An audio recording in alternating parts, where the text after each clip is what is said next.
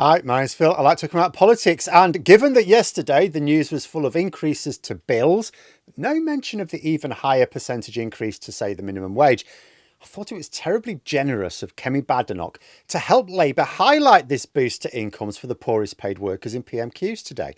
It's also given me a chance to expose a bit of disinformation that some are trying to claim that there are no increases at all. But first, for daily news and commentary, please hit the subscribe button to stay notified. So Badenoch really is a terrible political operator, isn't she? She and her shadow chancellor, Mel Stride, held a press conference yesterday. You won't have seen it in the news. They essentially supported all of Labour's spending plans, but not their tax plans, without saying what their alternative plans would be, which gave Starmer a really easy opening in PMQs today. In fact, they didn't actually explain any of their own policies at all, making you wonder what was the point of holding a press conference. Some commentators suppose, probably correctly, that it was because they're just desperate to get themselves in the news. Didn't even work. It's hardly reported on. The public consider them to be irrelevant, with political arguments essentially taking place between Labour and Reform UK in the mainstream media, with the Lib Dems and the Greens still being regarded as a sort of political Santa Claus. They're only real during elections, you know. And Labour kicked off their local election campaign with attacks on Reform UK, not really the Tories. And I guess that stung Badenoch a bit, that Starmer sees her as such a poor threat that he's calling out Farage's policies and not hers. Although, to be fair, Farage does have policies. But of course, the Tories do have some relevance. They are officially the main opposition. They have control of a number of days of parliamentary time, and they get to present the most advanced challenges to the Prime Minister by being given 6 questions at PMQs. 1 or 2 questions doesn't really let you do much. 6 questions, that allows you to lay traps. That allows you to build a narrative. Makes it difficult for the Prime Minister to evade tricky questions if you keep pressing him on them. And today, Badenoch decided to use this boon, this benefit of 6 questions, in order to let Starmer talk about the £1,400 a year extra that those on minimum wage are getting, which the mainstream media didn't bother to mention yesterday. Because that's what Badenoch does. She reads something in like the Telegraph or go, oh, brilliant, I'll push that in PMQs. But when a newspaper publishes an article, there's no right of reply, really. You can write whatever they like. But in PMQs, the target can answer back. Indeed, they're encouraged to do so. So pushing the idea of a fabricated figure for how much the budget's going to cost families when it actually raises the income for most of the lowest paid workers is going to be met with a challenge to explain. So where do your figures come from? What? So how do you arrive at that figure? Oh, I just pulled it out my arse. Yeah, good one. She tried the old Todge as well about leaving Labour with the fastest growing economy in the G7. Absolute nonsense, by the way. It was the second worst. I do wish Starmer would also say every time she says that, no, it wasn't, it was the second worst. The USA had by far and away the strongest growth in the G7, and everyone apart from Germany saw their economy grow faster than ours over the course of the last parliament. But her dumbest question was the first, where she allowed Starmer to point out how much wages are rising and to allow him to point out that wages are rising by a larger percentage than prices. This is not something anyone in the media seemed to want to point out yesterday, but fair play to Badenoch. Very generous of her to allow Starmer to make the point repeatedly. Bills are rising. They're mostly rising due to corporate greed. Energy bills are rising because they're pegged to the price of gas, which the fossil fuel industry determines. Privatisation doesn't help. Water bills are rising because water companies, private water companies, spent decades profiting and loading up debt where none existed before, but never invested in infrastructure. Not so much as a new reservoir was built. Now this is changing now, but that is why the prices have gone up. As for council tax, well, a lot of council tax covers the wages of council workers, which need to go up like everyone else's. So you expect some increase in council tax, that's justified.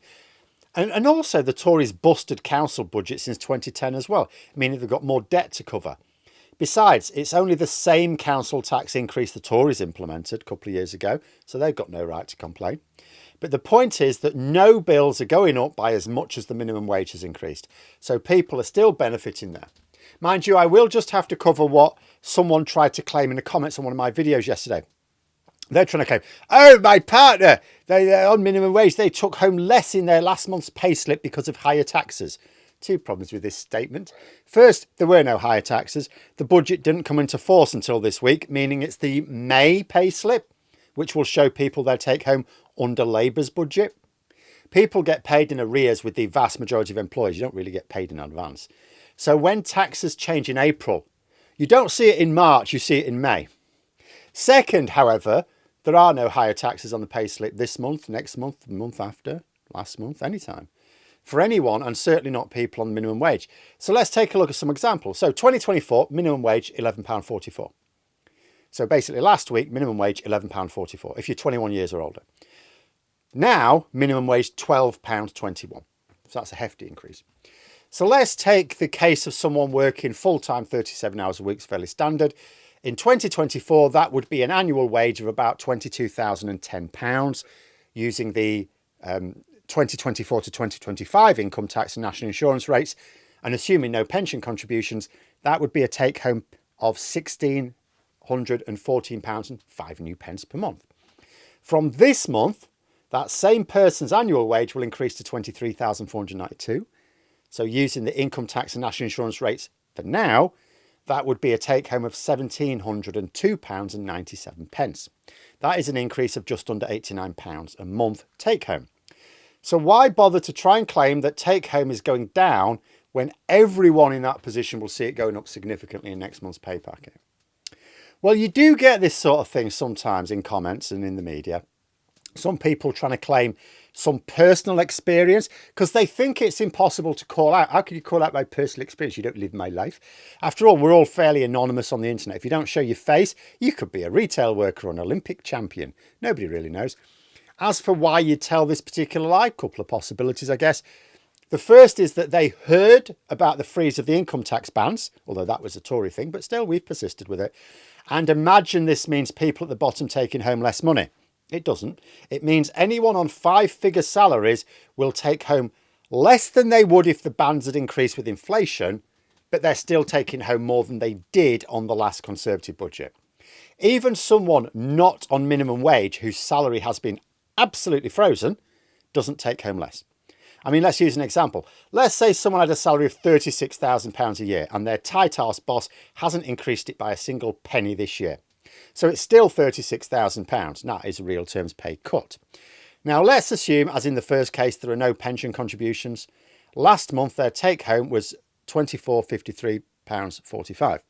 After this month it will be £24.53.45. Exactly the same, because neither income tax nor national insurance have changed at all. They will be worse off because of the higher bills, but their take home doesn't go down. Even someone who was just under the income tax band last year and gets dragged up by an increase still takes home more because you only pay the higher rate on the extra salary that went into that higher tax band. So you just don't take home as much as you should if those bands had moved up with inflation. And because a lot of people don't really understand tax, and whichever news outlet they read didn't bother to explain it to them, some jump to a conclusion and think, oh, it means pay's going down, and they make up a supposed personal example in the comments because they think it makes a point. My response to anyone insisting that they have a payslip in their hands, which this person was, showing higher taxes after I explain the situation, should contact HMRC immediately, because if such a document exists, it's been fraudulently produced by their employer. The second possibility is that they know perfectly well how it all works. They're just trying to convince others that people are having a harder time when they're not. So you tell lies about pensions, not to con pensioners, because, you know, that's not going to work, but to con those who aren't pensioners, but have sympathy for them. And you tell lies about the minimum wage to con not those on minimum wage, because next month they're going to find out, but to con people who aren't on the minimum wage and therefore won't know any better from their own experience. But although Labour have made moves that can be reasonably criticised, and some that they never should have even considered, as I say, what they've absolutely done is boost pay. And in combination with this and the workers' rights passing through Parliament right now, there is every expectation that pay will continue to rise above the increase in bills across this Parliament. Labour still need to be wary of those bills, of course. America showed this, didn't it? Even when you're getting paid more, I mean, people's incomes were rising in America under Biden. but people got fixated on the size of the bills, not the size of their disposable income. So that can still produce a political banana skin. But the moves Labour are making will also keep a lot of bills down, including energy, transport and housing bills in the foreseeable future, and others as well in time. But there we are. Those are my thoughts. Let me know yours in the comments below. If you've enjoyed the video, please click the like button and subscribe for further content. If you'd like to support the channel further, you can click the join button for memberships. Thanks for watching, and until next time, I'll see you later.